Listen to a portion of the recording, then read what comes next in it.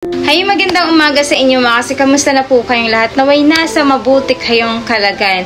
At hindi po ako nakapag-vlog ng halos 2 araw dahil sobrang sakit nga po ng aking pakiram, lalo na yung likod ko.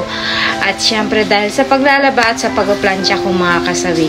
Kaya ngayon balik topic na ulit tayo mga kasawi. At alam ko na maraming makaka-relate dito sa request ni Jomel dahil ito ay nangyari mismo sa kanyang sariling buhay mga kasawi. At alam kong marami kayong makaka-relate na mga kababaihan at kalalakihan sa topic na itong mga kasawi. Ano ang 3 rason na bakit may isang lalaki na pumapatol sa isang babae kahit alam niya na meron na itong asawa mga kasawi? Ang una natin mga kasawi na rason ay na-develop ito. Alam niyo ba may mga kalalakihan minsan mga kasawi na kahit alam nila na may asawa na ang isang babae ay nade-develop pa rin ito.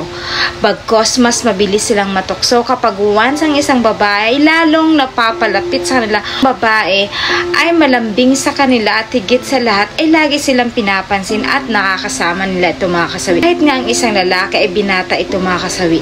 Alam nyo ba, minsan hindi sa kanila sagabal kapag nagmahal sila or nade-develop sila sa isang babae kahit na alam nila ito na may asawa. Kasi dahil lagi nilang sinasabi na minsan hindi nila ito kagustuhan pero mas nadadala sila ng kanilang nararamdaman mga kasawi. Kaya wala silang choice kundi sinusunod nila ang kanilang puso instead na utak mga kasawi. Siyempre lagi ko sinasabi mga kasawi na hindi naman sa nila lahat na may mga lalaki na ganito.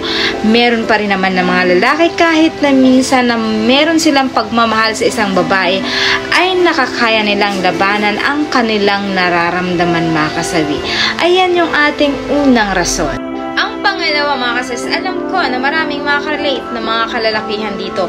Doon nila nararamdaman ang tunay na pagmamahal. Alam mo ba mga kasawi, ang dami kong na-interview pagdating dito talaga. Swear. Kasi ang lagi kong sinasabi nga sa nila, bakit ka pumatol sa isang babae na alam mong may asawa ito? Alam mo kung anong sagot nila mga kasawi? Dito lang daw nila naramdaman ang tunay na pagmamahal. Dito lang nila nararamdaman ang pag-aasikaso ng isang babae mga kasawi. Kaya nga kahit minsan na may asawa ito, kahit anong iwas nila sa isang babae, hindi pa rin nila kayang labanan ang kanilang pagmamahal laban doon sa isang babae mga kasawi.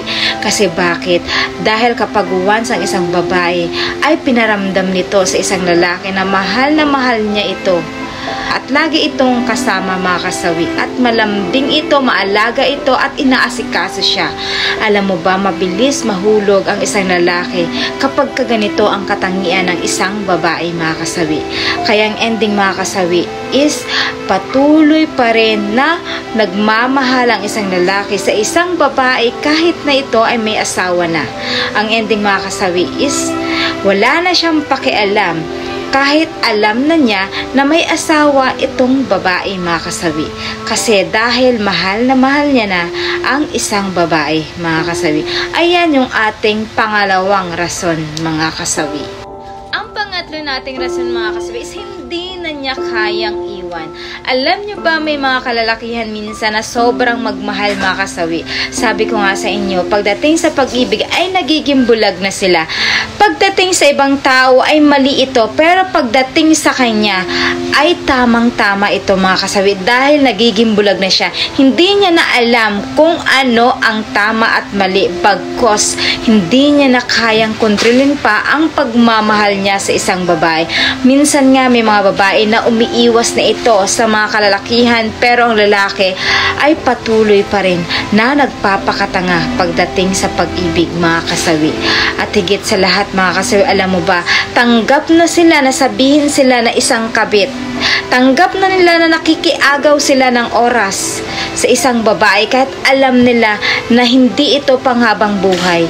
Pero dahil sa pangalan ng pag-ibig ay tinitiis nila ito mga kasawi para lang hindi sila iwan ng isang babae na taong mahal nila, na hindi sila iwan ng isang babae na mahal nila. Ayan yung ating pangatlong rason mga kasawi. At syempre, hindi mawawala yung aking advice sa topic na ito, mga kasawi. Alam nyo ba, hindi masamang magmahal, mga kasawi, as long as alam ninyo na tama ang ginagawa ninyo. Na ang minamahal mo ay ito ay walang sabit at higit sa lahat. Walang masama kapag ikaw ay nagmahal sa isang tao na alam mong wala kang matatapakang tao, mga kasawi. Minsan, sabi ko nga, nagiging bulag ang isang tao pagdating dito. Pero kailangan lagi mong iisipin na ikaw ay nasa sitwasyon ng isang tao. Kasi kapag once na ikaw ang nasa sitwasyon nito, hindi mo ito magagawa, mga kasawi. Andyan yung nagmamahal ka lang. Andyan yung sobrang mahal mo ang isang tao dahil hindi mo kayang mawala ito sa'yo.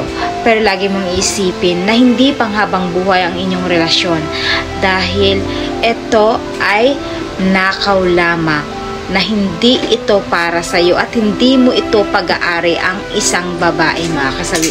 Kaya kung ikaw ay naliligaw ng landas, hindi pa huli ang lahat. Maraming babae na pwedeng mahalin.